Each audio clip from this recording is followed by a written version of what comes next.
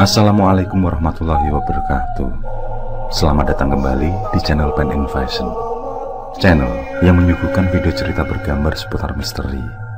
Simak terus video dari kami.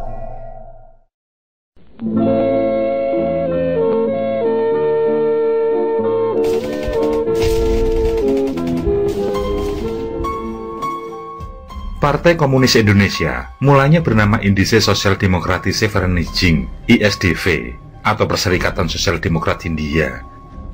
Didirikan pada tahun 1914 oleh seorang tokoh sosialis Belanda yang dikenal dengan Henk Sneevliet. Pada awal pendiriannya, anggota ISDV kebanyakan didominasi oleh orang Belanda. Namun partai ini kemudian berkembang dengan sangat cepat di kalangan masyarakat. ISDV berhasil menjadi partai dengan jumlah pengikut yang besar. Bahkan pada saat itu, ISDV disebut-sebut sebagai partai komunis pertama di Asia. Pada perkembangannya, partai ini kemudian mengalami perpecahan yang menyebabkan munculnya dua organisasi sayap bernama Sarekat Islam Putih yang berideologi Islam dan Sarekat Islam Merah yang berideologi komunis. Pada Mei tahun 1920, ISDV berganti nama menjadi Perserikatan Komunis Hindia Belanda. Selanjutnya, pada tahun 1924, berganti nama menjadi Partai Komunis Indonesia, dan terus berdiri hingga negara Indonesia terbentuk.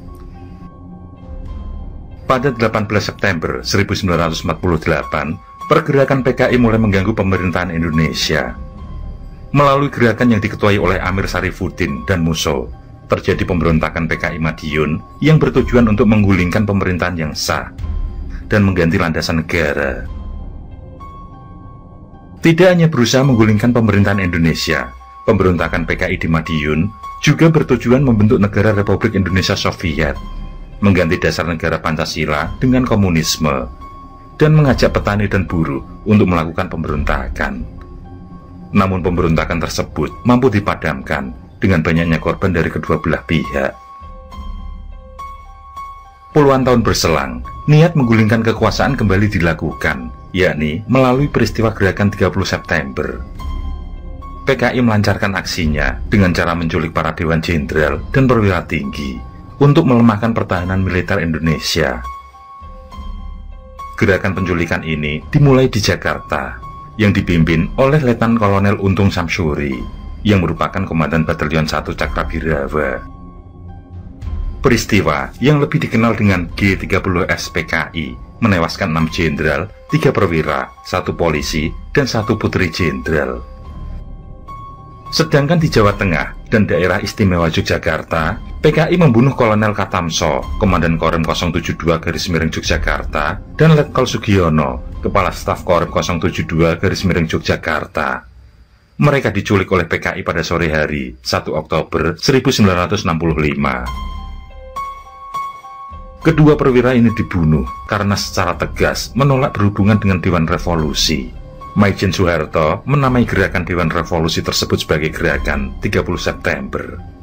Walau fakta sejarahnya aksi penjemputan paksa dilakukan pada jam 4 pagi tanggal 1 Oktober 1965. Hal itu untuk mendekatkan penyebutan gerakan September 30 atau Gestapo. Istilah ini dicetuskan oleh pihak anti-PKI setelah peristiwa tersebut sebagai plesetan dari Gestapo, yakni polisi rahasia Nazi Jerman, untuk mengkaitkan peristiwa itu dengan kekejaman. Pada tanggal 3 Oktober 1965, berkat laporan agen polisi 2 Sukitman, yang juga menjadi korban penculikan namun dibebaskan, tim dari resimen para anggota Komando Angkatan Darat RPKAD berhasil menemukan sumur tua di lubang buaya tempat para korban disembunyikan. Pasukan RPKAD yang dipimpin Letnan Sintong Panjaitan tidak kuasa melakukan evakuasi. Selain hari mulai gelap, perlengkapan pun amat terbatas. Akhirnya meminta bantuan Panglima KKO atau yang sekarang dikenal pasukan marinir, yakni Maijen Hartono. Prajurit marinir yang diminta bertugas adalah Letu Mispan. Sehari-hari, dia sebetulnya bertugas di Surabaya, tapi hari itu tengah di Jakarta untuk suatu urusan. Letu Mispan mengajak 2 temannya, Peltu Kandau dan Peltu Sugimin, yang kemudian keduanya diminta mencari teman-temannya untuk diajak ke lubang buaya. Pada 4 Oktober 1965 dini hari, pukul 4 waktu Indonesia Barat, rombongan KKO berangkat menuju Lubang Buaya tanpa tahu lokasi persisnya. Kando hanya tahu bahwa Lubang Buaya ada di daerah Halim, dekat Cililitan. Setelah 2 jam berputar-putar di Cililitan, akhirnya mereka sampai di Halim. Menjelang tengah hari, evakuasi dimulai dipimpin oleh Komandan Kipam KKO Al-Kapten Winanto. Satu persatu, pasukan KKO dan 1 prajurit RPKAD turun ke dalam sumur yang sempit itu. Hingga pukul 13.30 waktu Indonesia Barat, ada 6 jenazah yang berhasil diangkat ke atas. Kapten Winanto turun ke dalam sumur untuk memastikan tidak ada jenazah lagi di Lubang Buaya. Dengan membawa alat penerangan, Kapten Winanto turun ke dalam sumur. Dan 1 jenazah lagi ditemukan. Semua jenazah dalam keadaan utuh. Tidak ada yang matanya dicungkil atau kemaluannya dipotong seperti cerita yang beredar. Jenazah pertama yang diangkat pasukan evakuasi adalah Pierre Tendean. Dan yang berada di dasar sumur atau terakhir adalah DI Panjaitan. Selanjutnya, jenazah dimasukkan peti dan langsung dibawa ke Rumah Sakit Gatot Subroto menggunakan panser. Setelah semua mayat terangkat, lokasi disterilkan, tidak boleh ada yang mendekat, dijaga pasukan Baret Merah. Pada tanggal 5 Oktober 1965, ke-7 jenazah pahlawan revolusi dimakamkan di Taman Makam Pahlawan, Kalibata, dengan upacara militer, yang bertepatan dengan hari ulang tahun ke-20 Angkatan Bersenjata Republik Indonesia. Aksi balasan atas peristiwa itu pun terjadi. Ada banyak versi soal angka pasti jumlah korban pembantaian massal 1965. Ada yang menyebut belasan ribu orang, puluhan ribu orang, hingga jutaan orang tewas. Peristiwa setelah G30 SPKI itu biasa disebut sebagai peristiwa Pasca 65, tragedi 1965, atau pembantaian massal 1965 sampai 1966. Semuanya merujuk pada momen pembunuhan besar-besaran terhadap kader PKI, simpatisan PKI, atau orang yang dituduh PKI. Perburuan terhadap orang-orang PKI menjadi lazim pada hari-hari setelah G30S alias Gestok, Gerakan 1 Oktober 1965. Pengejaran juga menyasar pada keluarga mereka. Tidak jarang, anak-anak mereka ikut menyaksikan semua kepiluan itu. Terekam tidak pernah mati sebagai trauma yang berkepanjangan. Pengejaran terhadap para petinggi PKI juga dilakukan. Dipa Nusantara Aidit, atau yang lebih dikenal dengan DN Aidit, adalah salah seorang pemimpin besar Partai Komunis Indonesia. Pemimpin PKI ini lahir di Belitung pada 30 Juli 1923. Lahir dengan nama Ahmad Aidit. DN Aidit mulai mempelajari Marxis saat tergabung dalam Perhimpunan Demokratik Sosial Hindia Belanda. Sejak saat itu, Aidit mulai berkenalan dengan tokoh-tokoh politik Indonesia seperti Bung Karno, Bung Hatta, Hairul Saleh, dan Adam Malik. Dia kemudian mempelajari lebih dalam mengenai teori politik Marxis. Di bawah kepemimpinan DN Aidit, PKI menjadi partai komunis ketiga terbesar di dunia, setelah Uni Soviet dan RRC. Demi memperkuat basis partainya, Aidit juga mengembangkan sejumlah program untuk berbagai kelompok masyarakat, seperti Gerwani, Barisan Tani Indonesia, BTI, Lekra, dan Pemuda Rakyat. Kerja keras Aidit dalam membesarkan PKI membuahkan hasil. Partai tersebut memperoleh suara terbanyak keempat pada pemilu 1955, di mana PKI memperoleh 16,36 suara dan mendapatkan 39 kursi DPR dan 8 kursi konstituante. Sejak saat itu, PKI mulai berani mempengaruhi Soekarno dalam setiap kebijakannya. Salah satunya meminta Bung Karno untuk memberangus Partai Masyumi. DN Aidit menjadi buronan setelah terjadinya peristiwa G30S. Pemimpin PKI itu dianggap sebagai dalang intelektual di balik gerakan makar tersebut. Untuk memburu Aidit, pihak Angkatan Darat menggelar operasi intelijen. Pengejaran berlangsung sampai ke Jawa Tengah dipimpin oleh Kolonel Jasir Hadi Broto, Komandan Brigade Infanteri 4 Kostrat. Hanya dalam 3 minggu, tim intelijen Brigif 4 berhasil melacak jejak Aidit. Sampai akhirnya masuk laporan berkualifikasi A1 terjamin kebenarannya bahwa pada 21 November 1965, persembunyian Aidit pindah dari Gledjo di bagian barat kota Solo ke Sambeng. Sesudah menerima info tersebut, jaring-jaring perangkap mulai ditebar pasukan di kampung Sambeng, Mangkubumen, Banjarsari, sekitar 300 meter dari stasiun kereta api Solo Balapan. Sekitar pukul 9 malam, setelah rumah sasaran dikepung rapat, Letnan Duaning Prajitno bersama anak buahnya mendobrak persembunyian Aidit. Namun saat digeledah ternyata kosong, tidak berpenghuni. Dalam penyisiran nampak sebuah kacamata baca tergeletak di meja, tetapi pemiliknya tidak ditemukan. Ketika seorang prajurit bernama Kosim menggeser lemari makan, ditemukanlah pintu darurat menuju kamar rahasia. Dalam ruangan tersebut terdapat lemari pakaian. Rupanya Aidit bersembunyi dalam bilik lemari pakaian. Dia berdiri di balik pakaian gantung. Dengan sigap, sang prajurit menyingkap baju panjang tersebut dengan posisi siap tembak. Sehari setelahnya, DNA Aidit dieksekusi mati. Ada berbagai versi tentang kematiannya. Versi pertama, Aidit dibawa oleh sebuah batalion konstrat di Boyolali.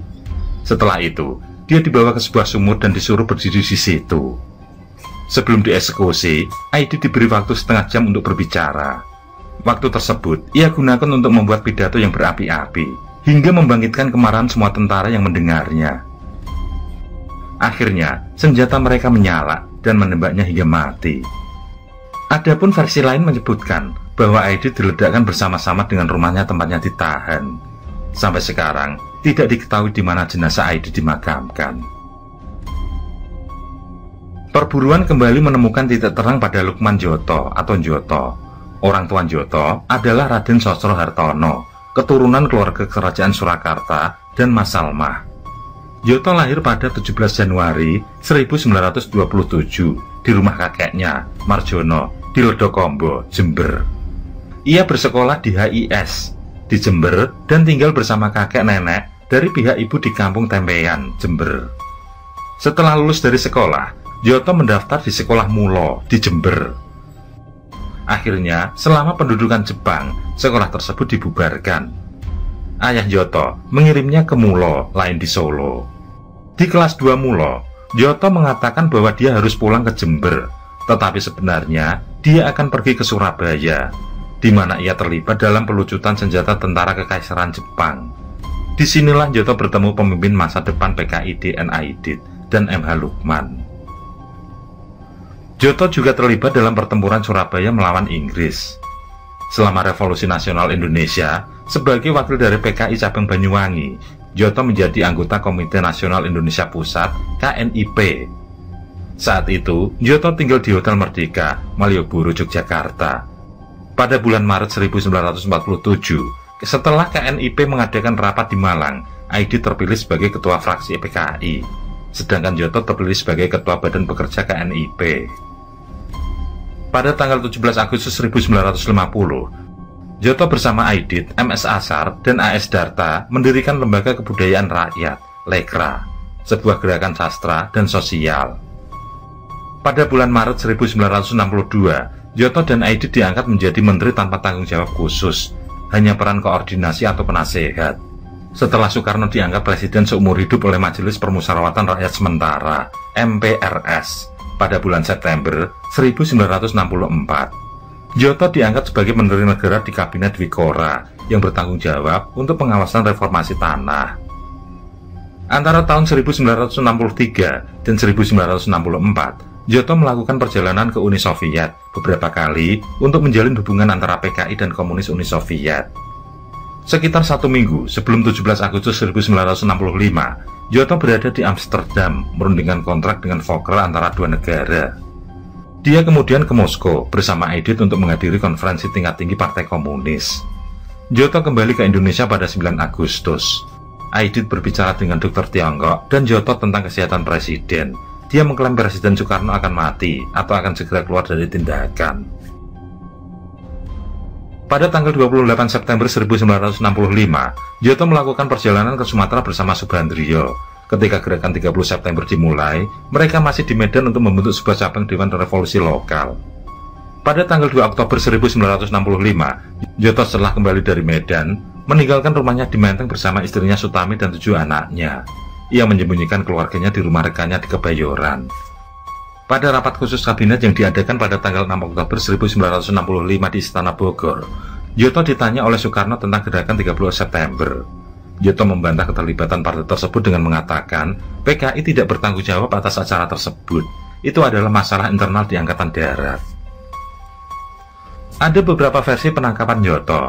Menurut Amarjan, Yoto ditangkap di Tosari Menteng. Menurut Irina Deyase, Yoto ditangkap dalam perjalanan dari Kementerian Negara kantor sekitar Desember 1965. Menurut Iramani, Yoto ditembak mati di Tanjung Priok atau Bekasi 13 September 1965 setelah ditahan di Rutan Budi Utomo. Menurut sejarawan Boni Triana, Yoto dibunuh di Jakarta dan mayatnya dibuang di Sungai Ciliwung. Seperti halnya di Aidit, jasad Yoto juga tidak diketemukan. Setelah DNID dan Yoto berhasil diberangus, pencapaian selanjutnya adalah penangkapan Letkol Untung bin Samsuri. Lelaki yang lahir pada 3 Juli 1926 ini adalah satu dari sekian pemimpin gerakan 30 September. Untung bin Samsuri pindah dari Kebumen ke Jayengan, Solo pada tahun 1927. Nama kecilnya adalah Kusman. Ayahnya bernama Abdullah dan bekerja di sebuah toko peralatan batik di Pasar Kliwon, Solo. Sejak kecil, Kusman telah diangkat anak oleh pamannya yang bernama Samsuri. Kusman masuk sekolah dasar di Ketelan.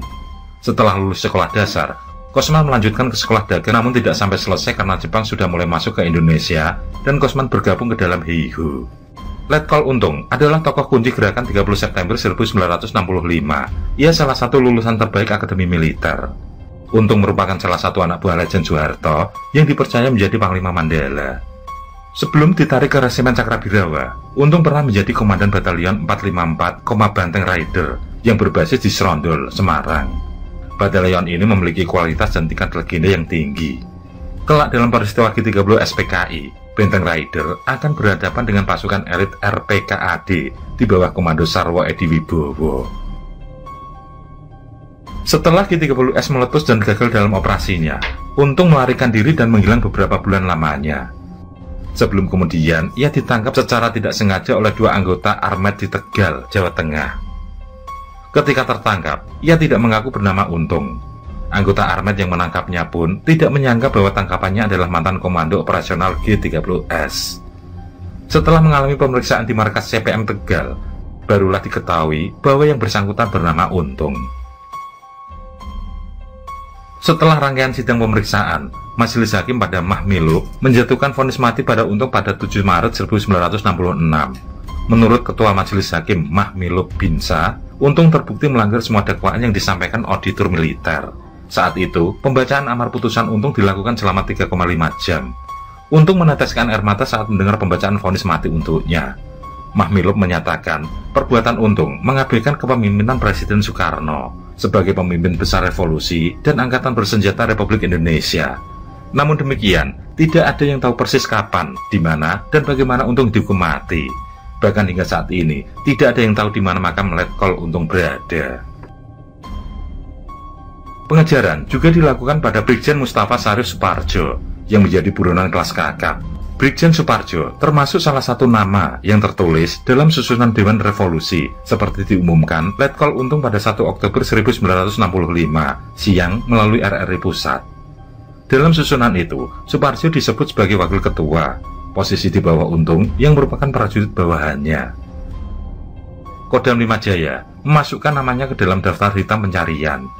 Suparjo sebelumnya bertugas di Kalimantan Barat sebagai Panglima Komando Tempur Ganyang Malaysia. Dewan Revolusi yang berada di balik G30S menempatkan Suparjo sebagai orang kedua setelah Letkol Untung Samsuri.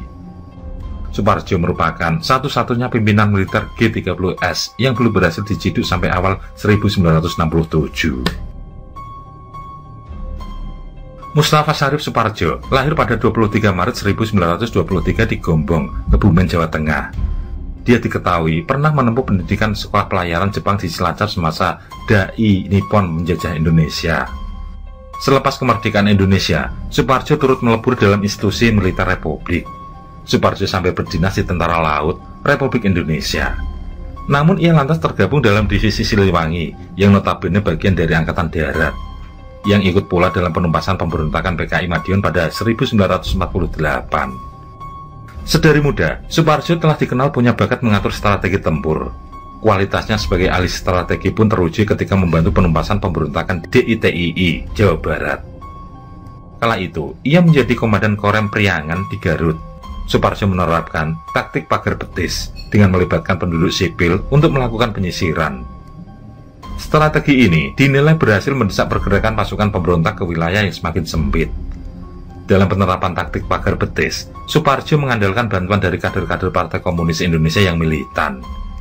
Keberhasilan membantu penumpasan DITII di Jawa Barat berbuah kenaikan pangkat baginya.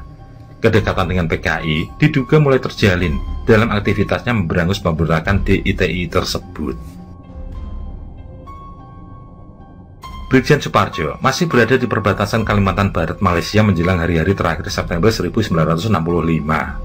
Ia mendadak kembali ke Jakarta pada 28 September 1965 setelah istrinya mengirim radiogram berisi kabar anaknya kritis karena sakit keras. Dalam waktu berdekatan, Suparjo pun mengaku bertemu kawan lamanya. Pertemuannya dengan sejam, berlanjut hingga ia terlibat dalam G30S. Suparjo mulai menghilang setelah kemunculan terakhirnya di kawasan Halim Perdana Kusuma pada awal Oktober 1966.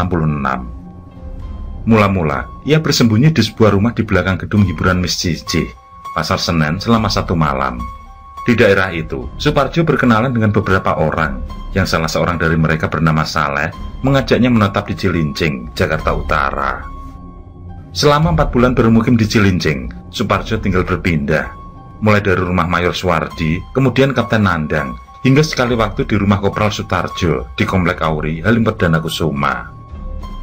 Atas bantuan Suwardi, Suparjo berhasil memiliki KTP baru Kelurahan Samper dengan nama Sarif.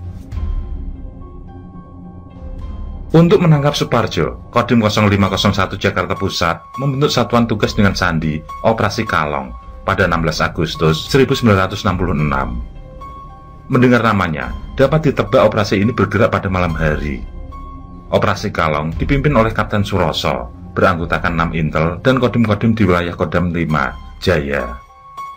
Pada 24 Desember 1966, tim Operasi Kalong melancarkan operasi penyergapan. Namun Suparjo keburu mencium gelagat tidak aman sehingga ia berhasil meloloskan diri. Meskipun demikian, anggota Satgas Operasi Kalong berhasil mengetahui tempat persembunyian Suparjo. Keesokan hari, upaya penyergapan kedua dilancarkan.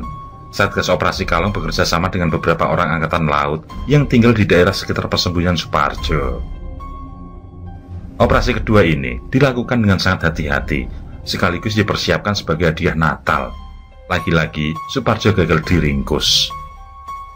Setelah berhasil mengelabui pemburunya, Suparjo bergegas meninggalkan daerah Cilincing menuju kawasan Halim Perdana Kusuma dengan menyamar sebagai pedagang radio keliling. Penyamarannya cukup apik. Jenderal Bintang 1 ini berpakaian layaknya pedagang keliling berkopiah hitam dan berkacamata. Suparjo yang berperawakan gagah dan berkumis sedang itu menggunakan nama samaran Ibrahim. Setiba di Halim, Suparjo menumpang di rumah seorang kenalannya bernama Kopral Udara Sutarjo yang tinggal di Komplek Auri Raja Wali. Sutarjo menyediakan kamar khusus yang berfungsi sebagai kamar kerja maupun kamar tidur bagi Suparjo. Namun, bila sewaktu-waktu situasi tidak aman, Suparjo tidur di atas loteng yang diatur sedemikian rupa. Satgas Operasi Kalong terus membuntuti Suparjo. Kapten Suroso memimpin langsung operasi penangkapan, sekaligus menjalin kerjasama dengan Komandan Pangkalan AU Halim Perdana Kusuma, Kolonel Rosman. Untuk itu, Auri memperbantukan 4 intel dan 8 anggota polisi militer Angkatan Udara. Sejak itu, Satgas Operasi Kalong beranggotakan 20 orang. Memasuki Idul Fitri, 12 Januari 1967, Satgas Operasi Kalong bergerak dari markasnya di bilangan Tanah Abang menuju Halim. Pukul 5, tim menggerebek kediaman Kopral Sutarjo. Kapten Suroso memerintahkan anak buahnya memeriksa setiap penjuru rumah. Setelah semua kamar digeledah, buronan yang dicari tidak ketemu. Kapten Suroso kemudian memerintahkan Sersan Sukirman dan Peltu Rosadi naik ke atap untuk memeriksa loteng. Dalam keadaan remang-temaram, Peltu Rosadi melaporkan adanya benda putih tergeletak di sudut loteng. Sementara itu, Kapten Suroso mendengar bunyi gesekan kaki di atap yang mencurigakan. Untuk memastikan, Peltu Rosadi diperintahkan sekali lagi naik ke atap dan menyergap. Suparjo berhasil ditangkap hidup-hidup dalam satu penggerebekan setengah jam yang mencekam. Suparjo diadili, dimahmilbub dan dijatuhi hukuman mati. Ia pun menemui ajalnya pada 15 Mei 1970 di hadapan regu tembak. Suparjo meninggalkan istri dan 12 anak. Pengejaran juga dilakukan pada salah satu tokoh yang disebut terlibat dalam perencanaan dan melaksanakan gerakan 30 September 1965 adalah Sjam Kamaruzzaman, seorang anggota PKI yang menjabat sebagai kepala Biro Khusus. Biro Khusus adalah sebuah organisasi rahasia yang bertugas mengurusi, memelihara, dan merekrut anggota partai di tubuh Angkatan Bersenjata Republik Indonesia secara ilegal. Polisi militer mencatat setidaknya Sjam memiliki 5 nama alias, yaitu Jimin, Samsudin, Ali Mokhtar, Ali Sastra, dan Kaman. Bahkan saat ia menulis surat untuk adiknya sebelum dieksekusi pada 1986, ia menandatangani surat itu dengan nama Rusman. Sjam Kamaruzzaman dikenal sebagai sosok yang cerdas, berani, dan berwibawa. Ia memiliki kemampuan berbahasa asing seperti Inggris, Belanda, Jerman, dan Rusia. Ia juga mahir dalam hal militer, intelijen, dan komunikasi. Ia sering melakukan perjalanan ke luar negeri untuk menjalin hubungan dengan partai-partai komunis lainnya, terutama Uni Soviet dan Tiongkok. Sebagai kepala Biro Khusus, Sjam Kamaruzzaman bertanggung jawab untuk menyusun daftar orang-orang yang menjadi target penculikan dan pembunuhan dalam G30S. Sjam tidak pernah ditangkap atau diburu oleh aparat keamanan selama Orde Lama. Ia bahkan sempat menjadi anggota DPR GR pada tahun 1960-an. Ia baru tertangkap pada tahun 1967 di Cimahi, Jawa Barat, setelah diketahui oleh seorang mantan anggota Biro Khusus yang telah ditangkap sebelumnya. Ia kemudian dibawa ke Jakarta untuk diinterogasi oleh tim pemeriksa pusat yang dipimpin oleh Jenderal Soeharto. Sjam Kamaruzzaman diperlakukan secara istimewa oleh aparat militer selama masa tahanan. Ia menempati sel yang besar dan diizinkan memiliki uang 1 tas penuh untuk memenuhi segala kebutuhannya. Ia juga bebas keluar masuk sel dan berhubungan baik dengan para penyidik. Sjam menjadi sumber informasi utama bagi aparat militer tentang G30S PKI. Ia memberikan keterangan-keterangan yang mengungkap nama-nama, peran, dan motif dari para pelaku G30S. Sjam menyebutkan nama-nama anggota PKI yang berada di tubuh ABRI, yang kemudian ditangkap atau dibunuh. Sjam Kamaruzzaman tidak pernah diadili secara terbuka atau dihukum mati seperti para pelaku G30S lainnya. Ia hanya menjalani pengadilan tertutup di Mahkamah Militer Luar Biasa pada tahun 1986 dan dieksekusi secara diam-diam di Pulau Buru, Maluku. Sjam dijemput dari Lapas Cipinang 27 September 1986 untuk dibawa ke rutan militer Cimanggis, Jawa Barat. 2 hari kemudian, Sjam dan 2 tahanan lain dibawa ke sebuah pulau di Kepulauan Seribu. Proses eksekusi pun dimulai. Beberapa tembakan dilepaskan oleh tim eksekutor, akan tetapi tidak satu pun yang mengenai tubuh Sjam Kamaruzzaman. Hingga akhirnya, komandan eksekutor mengambil alih senjata dan menembak Sjam dalam jarak dekat. Dengan harapan tembakan yang dilakukan pada malam hari itu tidak meleset lagi. Namun beberapa bulan kemudian, terdengar kabar bahwa komandan eksekutor mengidap trauma mental hingga harus dirawat di rumah sakit jiwa. Namun hingga kini, sosok Sjam masih misterius. Kematiannya menjadi misteri. Tidak ada kuburan penanda jasadnya. Bahkan keluarganya tidak pernah diberitahu perihal jenazah atau kuburnya. Semua perburuan para petinggi PKI dalam kasus G30S merupakan kehendak Maijen Soeharto. Ia mengambil alih kekuasaan angkatan bersenjata yang dilakukan atas inisiatif sendiri tanpa berkoordinasi dengan Presiden Soekarno selaku pemangku jabatan Panglima tertinggi. Ia mengendalikan ibu kota dan mengumumkan bahwa upaya kudeta telah gagal. Angkatan bersenjata menuduh PKI sebagai dalang peristiwa tersebut. Pemimpin-pemimpin militer yang diduga sebagai simpatisan PKI dicabut jabatannya. MPRS dan Kabinet 100 Menteri dibersihkan dari pendukung-pendukung Presiden Soekarno. Pemimpin-pemimpin PKI segera ditangkap, bahkan beberapa dibunuh pada saat penangkapan. Sisanya dihukum mati melalui proses persidangan, pura-pura untuk konsumsi HAM internasional. Pada tanggal 8 Oktober, markas PKI Jakarta dibakar, kelompok pemuda anti komunis dibentuk. Di Jakarta dan Jawa Barat, lebih dari 10.000 aktivis dan petinggi PKI ditangkap. Salah satunya adalah Pramudia Anantatur. Selanjutnya, menyebar ke Jawa Tengah, Jawa Timur, dan Bali. Pembantaian dalam skala kecil dilancarkan di sebagian daerah, di pulau-pulau lainnya terutama Sumatera. Kebencian terhadap komunis dikobarkan oleh Angkatan Darat, sehingga banyak penduduk Indonesia yang ikut serta dalam pembantaian ini.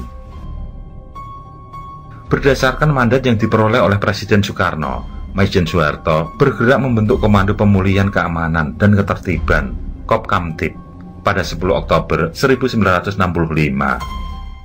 Dia menjadi Panglima Kopkamtib, meluncurkan, mendukung, dan mendorong kampanye anti-komunis. PKI dilarang dan secara fisik dihancurkan. Operasi-operasi militer disertai oleh balas dendam pribadi dan kelompok, dengan akibat banyak orang yang tidak berdosa lenyap, terutama dari kalangan masyarakat Tionghoa. Dibantu oleh tentara, kelompok-kelompok pemuda dari organisasi-organisasi muslim sayap kanan, seperti Barisan Ansor NU dan Tameng Marhenis PNI, melakukan pembunuhan-pembunuhan massal, terutama di Jawa Tengah dan Jawa Timur. Ada laporan-laporan bahwa Sungai Berantas di dekat Surabaya menjadi penuh mayat-mayat sampai di tempat-tempat tertentu sungai itu terbendung mayat. Pada akhir 1965, antara 500.000 sampai dengan 1 juta anggota dan pendukung-pendukung PKI telah menjadi korban pembunuhan, dan ratusan ribu lainnya dipenjarakan di kamp-kamp konsentrasi tanpa adanya perlawanan sama sekali.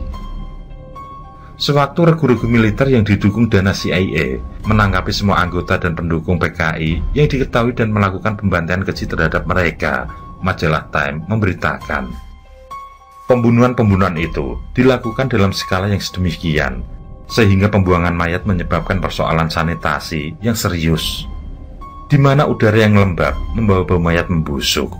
Orang-orang dari daerah-daerah ini bercerita tentang sungai-sungai kecil yang benar-benar terbendung oleh mayat-mayat. Tidak semua korban merupakan anggota PKI.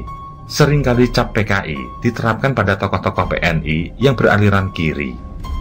Dalam kasus-kasus lainnya, para korban merupakan orang-orang yang hanya dituduh atau diduga komunis tanpa ada bukti nyata. Warga keturunan Tionghoa juga turut menjadi korban.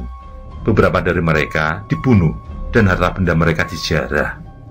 Di Kalimantan Barat, sekitar 18 bulan setelah pembantaian di Jawa, orang-orang Dayak mengusir 45.000 warga keturunan Tionghoa dari wilayah pedesaan. Ratusan hingga ribuan di antara mereka tewas dibantai. Pembantaian ini mengosongkan beberapa bagian desa, dan rumah-rumah korban dijarah. Pembantaian telah mereda pada Maret 1966. Meskipun pembersihan kecil masih berlangsung hingga tahun 1969. Penduduk Solo menyatakan bahwa meluapnya Sungai Bengawan Solo yang tidak biasa pada Maret 1966 menandai berakhirnya pembantaian. Pembantaian ini hampir tidak pernah disebutkan dalam buku sejarah Indonesia dan hanya memperoleh sedikit perhatian dari rakyat Indonesia maupun warga internasional. Akan tetapi, setelah Soeharto mundur pada tahun 1998 dan meninggal pada tahun 2008, fakta-fakta mengenai apa yang sebenarnya terjadi dalam pembantaian ini mulai terbuka pada masyarakat dalam tahun-tahun berikutnya. Pencarian makam para korban oleh orang-orang yang selamat serta anggota keluarga mulai dilakukan setelah tahun 1998. Meskipun hanya sedikit yang berhasil ditemukan, lebih dari 3 dekade kemudian, rasa kebencian tetap ada dalam masyarakat Indonesia atas peristiwa itu. Tindakan Presiden Soekarno yang ingin menyeimbangkan nasionalisme, agama, dan komunisme melalui Nasakom telah usai. Pilar pendukung utamanya, PKI, telah secara efektif dimusnahkan oleh 2 pilar lainnya, militer dan Islam politis. Dan militer berada pada jalan menuju kekuasaan. Banyak Muslim yang tidak lagi mempercayai Presiden Soekarno, dan pada awal 1966, Soeharto secara terbuka mulai menentang Soekarno yang berusaha untuk berpegang pada kekuasaan dan mengurangi pengaruh baru dari angkatan bersenjata. Pada 1 Februari 1966, Presiden Soekarno menaikkan pangkat Soeharto menjadi Letnan Jenderal.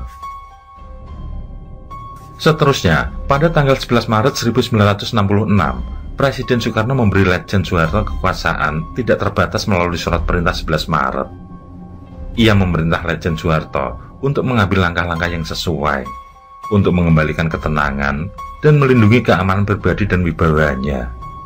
Kekuatan tidak terbatas itu pertama kali digunakan oleh Letjen Soeharto untuk melarang PKI.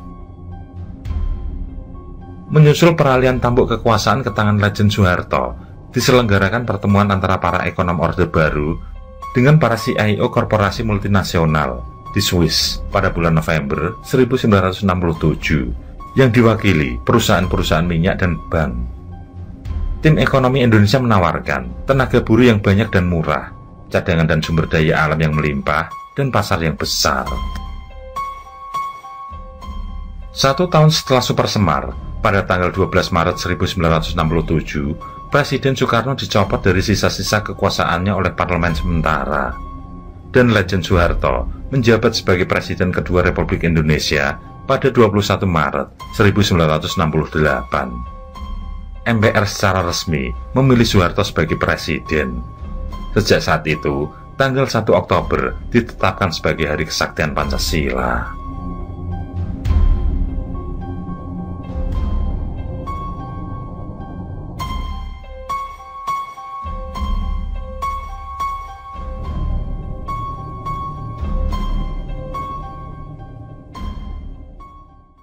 Oke, terima kasih. Semoga kawan-kawan terhibur, dan untuk ke depan, semoga channel ini bisa lebih baik lagi. Akhirul kalam, wassalamualaikum warahmatullahi wabarakatuh. Sesandingan hormat kalingili,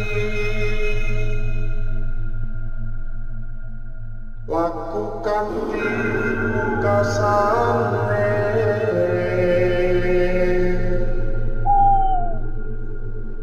Anda kersanengku